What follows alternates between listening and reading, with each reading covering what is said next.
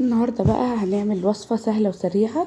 هنعمل المكرونة بتاعت الناس الكسلانين او الزهقانين او اللي عايزين يعملوا حاجة سريعة. يلا بينا نشوف هنعملها ازاي. يلا بينا ننزل بالخطوات.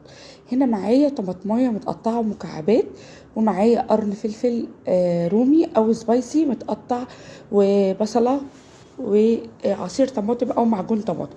هنا هجيب معايا كيس من المكرونه او نص كيس حسب ما انتي عايزه. هنا انا كنت عملت نص كيس بس. هنزل في طاسه، هنعمل المكرونه في طاسه واحده او في حله واحده. هنا نزلت بالمكرونه ولا مسلوقه ولا اي حاجه نيه، ونزلت بالبصل المتقطعه والطماطمايه متقطعه مكعبات وقرن الفلفل. وهنا بقى ايه، هبدأ اجيب معايا عصير الطماطم، طماطمايه واحده بس، عصير طماطم او معجون الطماطم الجاهزه. بس انا كانت عندي الطماطم كانت خلصانه، اللي هي الصلصه الجاهزه يعني. هنا معايا ربع كوبايه من الزيت او 4 معالق من الزيت، ومعلقه صغيره من الملح، ومعلقه صغيره من الفلفل الاسود، ومكعب مرقه.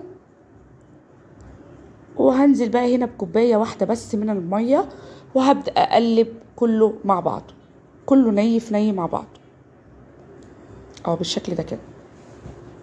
الوصفة دي يا بنات حلوة جدا وسهلة وسريعة. لو عندك أطفال مستعجلة مكسلة تعملي أي حاجة بتعمليها، بتعلي عليها النار وبتسيبيها 10 دقايق، وبعد كده بتوطي عليها. وبعدين لو حسيتي ان عايزة حبة مية بتحطي نص كوباية مية. زي ما انا دلوقتي حسيت ان هي محتاجة، لسه ما استوتش، حطيت عليها كوباية من المية، ووطيت عليها على نار هادية خالص.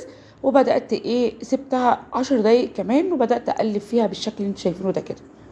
هنا خلاص كانت قربت بقى تدخل معايا في السوا اهيت بالشكل اللي انتوا شايفينه ده كده. كده وطي عليها النار عشان ما تتحرقش منك. هبدأ اقلبها كده. هي بصوا فيها شبه من اللي هي المبكبكه، بس دي سريعه بتتعمل بسرعه. هنا خلاص المكرونه معايا بقى كانت خلصت. بصوا طعمها حلو جدا، جديده مختلفه، حلوه قوي، سريعه جدا.